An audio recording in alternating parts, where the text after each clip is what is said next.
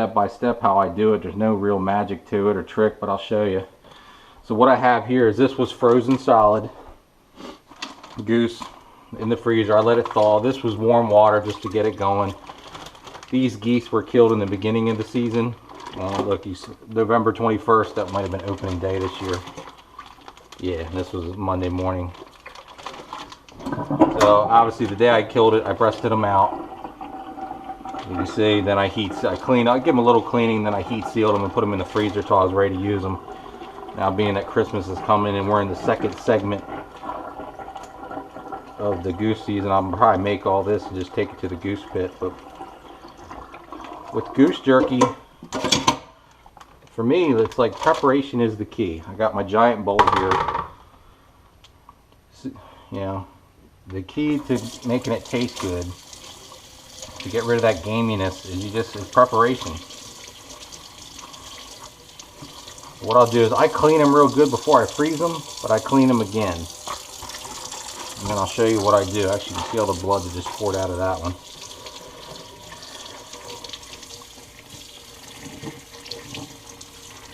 Okay. As you can see, they're dark brownish red. The reason they're like that is because they're full of blood. So what you're going to do, this is the beginning of the process to get all the blood out of this meat.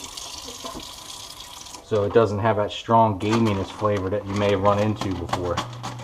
Like you can see this one. This one thawed. That's not water, that's blood. That's the first step. So that's not going to, if you left all this in your meat, it's going to be absolutely terrible. So what you're going to do is you're going to rinse it.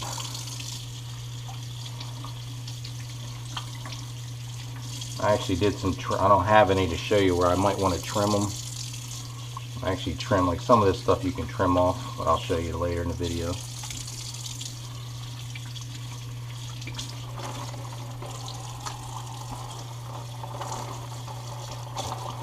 See, like this big sack of blood, try to push that.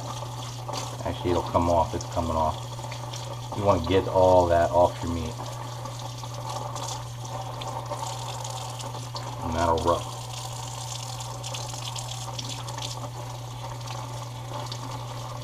Starting to come. That'll come out in the days coming up when I show you what I do.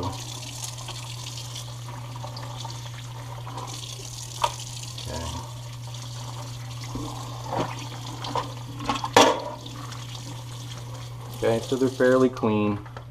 First thing you want to do now is dump that again. You don't want them sitting in blood. I mean, the whole object is to get it out of there.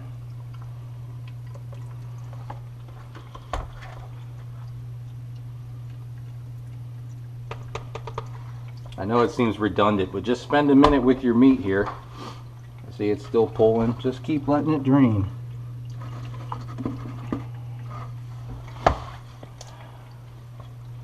Get some of that out of here. It's pretty good. Let me. Now that you have this ready to go, there's a lot of choices that you can make with this. You can fill this up with water. I know guys that use milk. I know guys that use salt water. A lot of people use brine. They use salt water to do this. I actually use Coke. This is standard. It's a Coca-Cola from Walmart. $1 a bottle. I fill the entire thing up with a bottle of Coca-Cola. It does two things. It's going to start pulling the blood out of this meat. And the second thing is that actually the Coke will actually break it down a little bit to make it a lot more tender. So I fill the whole thing up.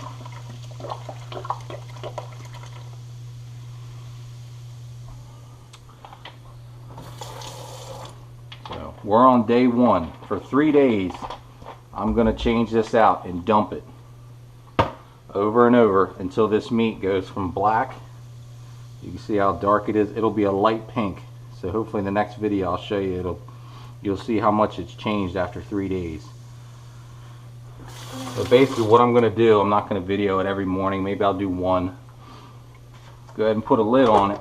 And for the next 3 days, every morning I'll come up downstairs and I'll dump this out. I'll put a new jug of Coke in it, let it marinate in it for 24 hours, dump it out. Same thing, and then I'll show you what it looks like.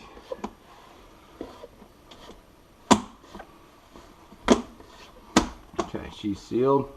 Okay, we'll give this 3 days and then I'll show you the next part. Okay guys, the next part that I do is it's been 4 days since I started marinating this. I actually finished with water because I ran out of Coke. As you can see, it's not blood red anymore. It's like a pale, real palish color, brown on the bottom. It's done. So what you're going to do is you're going to dump this.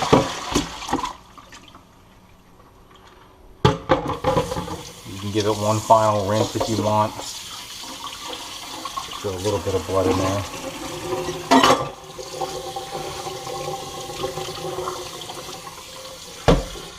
Okay, let it do its thing. So, next thing you're going to do is you're going to check each one of them. Take a sharp knife. You want to make sure you get some of this stuff off. You might see some fat. Just take a second with a sharp knife here and trim it off, if it even wants to come off. There's a big chunk.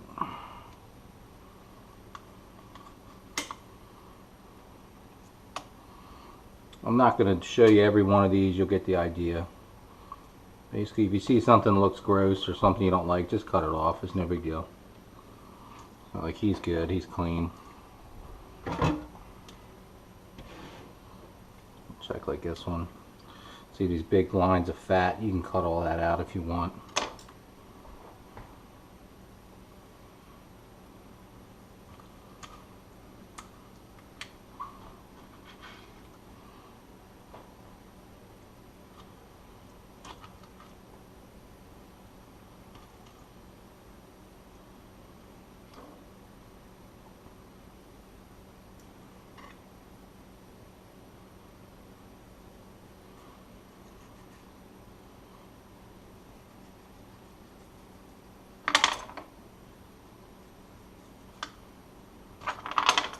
And that one's good to go. He's pretty clean. So basically I'm going to do all these. I'll check them and then I'll start the video again for you. Okay, so the next step, I'm done trimming them. As you can see, you don't get very much. If you do your prep work before you get to this stage, it makes a world of difference. Actually, let's find a little spot right here at the end. Your meat will be a lot easier to handle and you'll be able to do this a lot faster. I mean, that's all I have. So I have about 4 pounds, I think it's like 4.2 pounds of yeast right here. These are all Canadians. There's nothing else mixed in.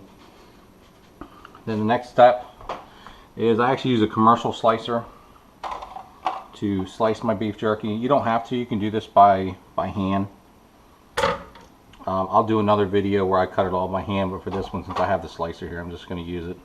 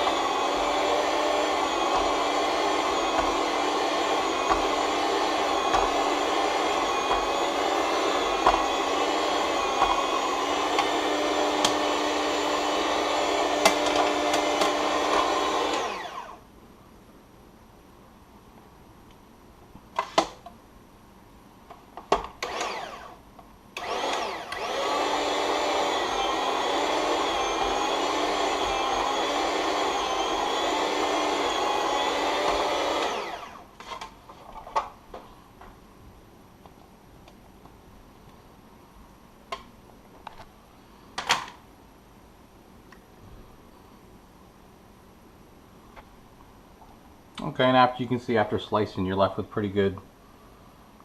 This is perfect for beef jerky. It's nice and thin. when you get stuck down to a point, or like if you saw it got stuck, which that's going to happen, it's so thin anyway you can make your slices out of this. Just keep right on going.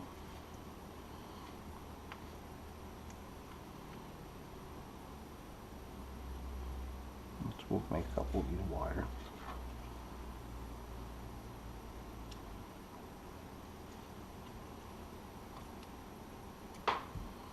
I can move that.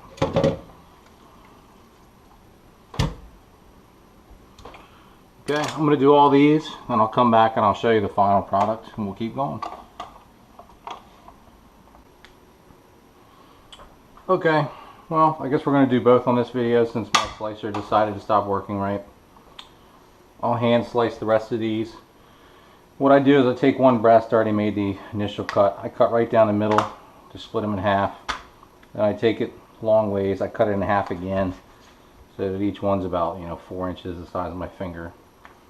Then when you have these halves, you just make nice small cuts to make your jerky. You can make it a little longer, whatever you like. These are good for me. I don't know, it's my preference. And just keep cutting. The key is you don't want them thick. If you cut them thick, they're not going to dry properly, and then you'll have a world of problems. It'll go rotten on you. So nice thin slices, smaller slices if you can. Same thing you can even do, like divide this in half, cut it in the middle, which will open it up and you can finish it.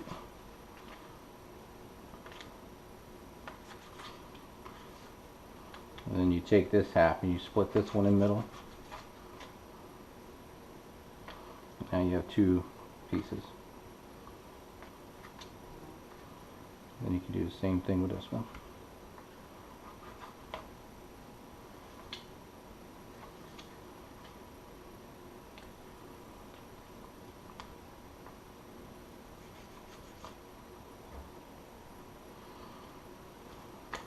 Okay, but you see the gist. You're just going to keep making slices.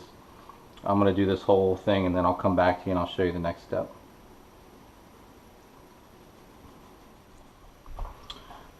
Alright, as you can see, I finished getting all this squared away, cutting it all up. One of the last things I'm going to do is just give it another rinse. Can't hurt anything, and you can see the bottom, it's still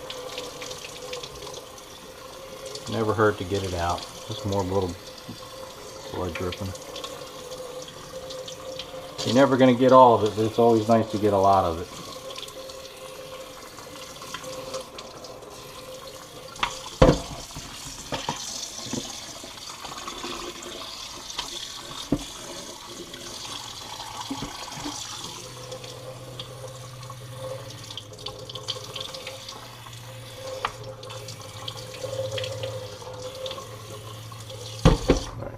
Let that sit, and slide that out of the way. That was just my scraps from me cutting and trimming. And the first recipe I used, which isn't my recipe, it's from Cabela's. I have 3 different recipes. I'll do one each video. This is just the easiest one if you have any kids that want to try this. I have about 4 pounds of meat in here, so it's 1 pound of mix per pound of meat. So I'm actually going to use 2 for each bag. There's that. And you take 1 jerky cure, like that. You can feel all that hit you. And there's my second packet, because I'm doing 2 pounds in each bag. And then 2 packets of cure. Man, that's potent. Okay, then it calls for a 1/4 cup of water for each packet. So you only need 2.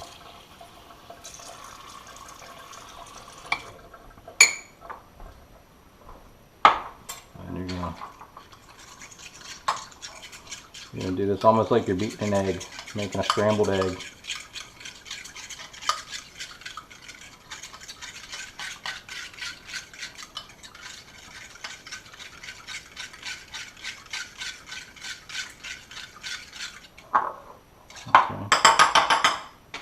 mixed. You're going to put this in the bag. Try not to waste any of it.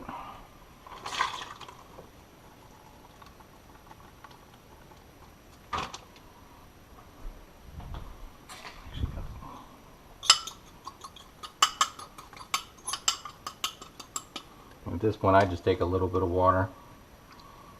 Just you want to get it all. Ain't gonna hurt nothing. Okay, so there's your marinade. I'm gonna take half of this.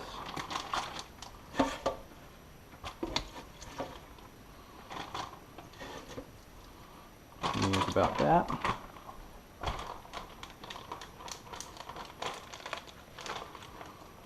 Very important to get the air out of it. You do not want the air inside this bag. Give her a nice seal. Don't let it open. And just go to town on it.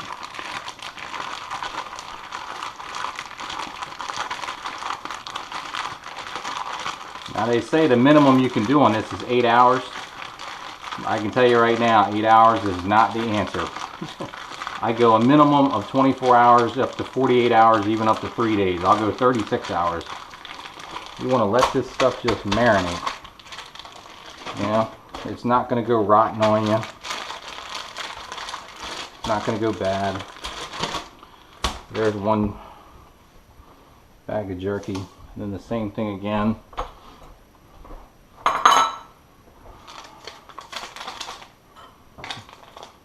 I have 2 pounds left in there.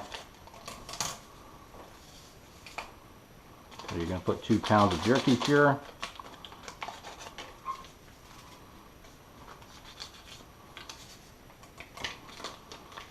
And I believe this is Cabela's. I'm 99% sure this is Cabela's mix. It's like just their original jerky formula. It comes in those tiny boxes if you go over to the like the barbecue aisle where the smokers and stuff are and the slicers. This is just one.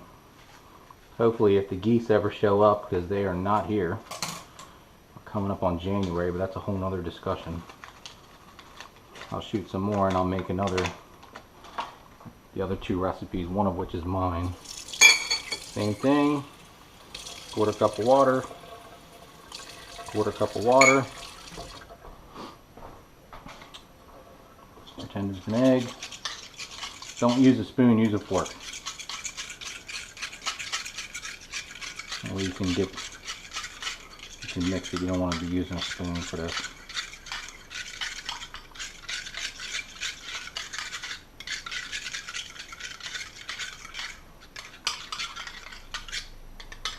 Alright, same thing again.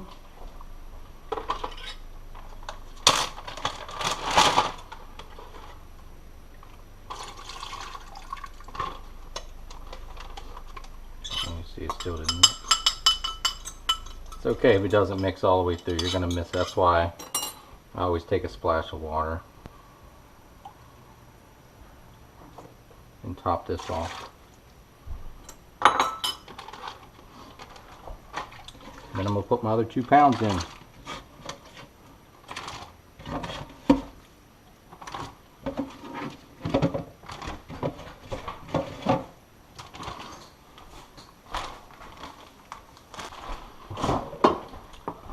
Okay, alright, you're going to put this in the fridge, and then once a day, or twice a day, you're going to get it out of the fridge, and you're going to just agitate it. And keep making sure that the spices get all over the goose meat. And what I think I'll do is at 2 days, I'll marinate one, I'll go ahead and dehydrate one, and at 3 days I'll do the other one. And then I'll show you the next step. Okay guys, it's been 4 days. So this has been marinating, and I've been agitating it each day. It's ready to go ahead and be dehydrated to make beef jerky. As you see, I have a Nesco food dehydrator. It really doesn't matter what version you use. I think I'm not even sure where I got this, but it works perfectly well. They're all the same. Just find one that you like. What you're going to do with this, is you're just going to lay your beef jerky out and just, when you put it down, make sure it's rolled out and give it some air. Give it some space to breathe while it's dehydrating. Don't stack them on each other or it'll just take longer. And you're going to make a tray.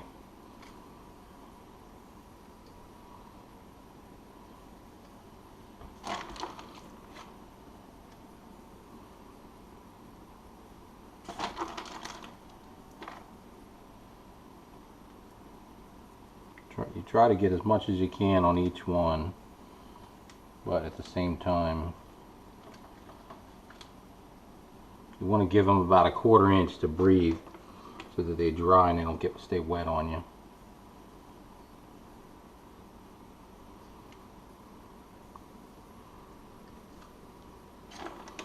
Got a little piece. And that's basically it. I'm going to do all 5 trays and then I'll show you the next step.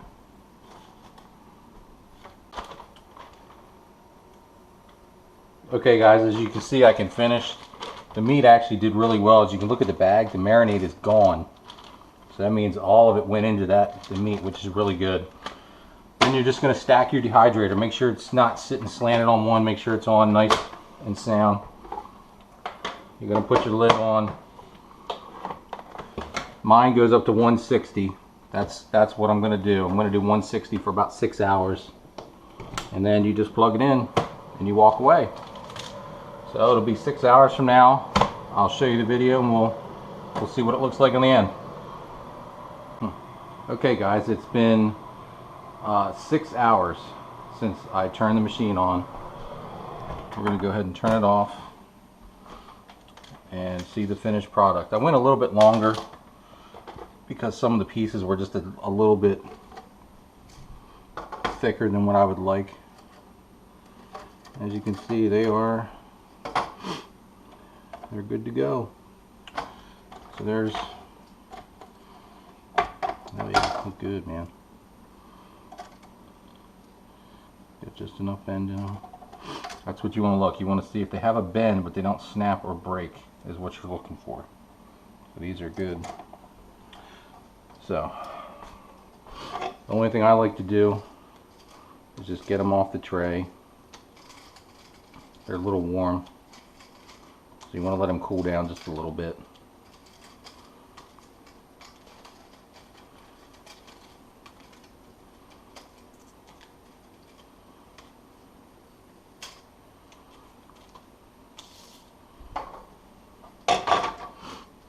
And then sometimes you can tell when they're not done, as if they have a real wet look to them, which you don't see it anywhere. If they were wet, you know they're not done, they're not dried out. And if that happens, they'll go bad on you real quick.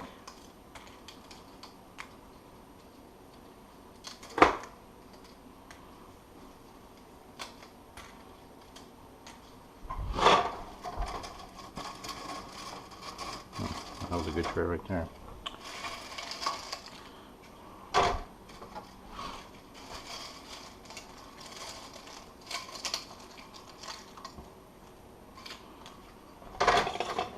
So basically there you have it. That's about 3 pounds of goose jerky. I'm just going to let it cool down. And then I just Ziploc it because I'll take it to the pit tomorrow while we go hunting. Tomorrow morning we'll sit there and eat it all. And then I still have another 3 pounds I'm going to have to reset and redo all them. They look good. Nice barbecue flavor. Good smell. And there you go. So that's how you make goose jerky.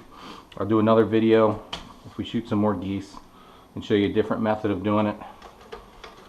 So if you don't like this one, you can try another one. And then I have a third one we can do. And then we'll go from there. Okay, thanks guys.